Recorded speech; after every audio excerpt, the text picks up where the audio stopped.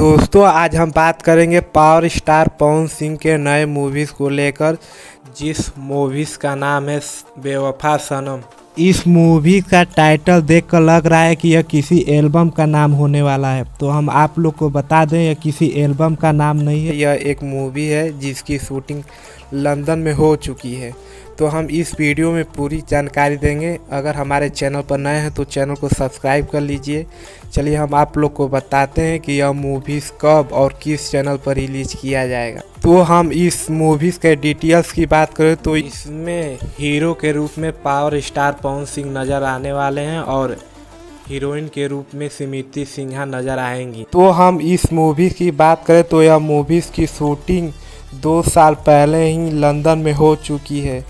तो हम आप लोग को बता दें यह मूवीज़ कब और किस चैनल पर रिलीज किया जाएगा। तो यह मूवीज़ को 24 मई को टीजर रिलीज कर दिया जाएगा और किस चैनल पर रिलीज किया जाएगा उस चैनल का नाम है यस फिल्म चैनल पर रिलीज किया जाएगा। और हम आप लोग को बता दें लंदन में 3 मूवीज़ की शूटिंग हुई थी, जिसका एक टीजर रिलीज हो गया है जिस फिल्म का नाम है सनक, और दूसरा आने वाला है जिस फिल्म का नाम है बेवफा सनम, और तीसरी मूवीज़ का तो पता नहीं, अभी कुछ पता नहीं है।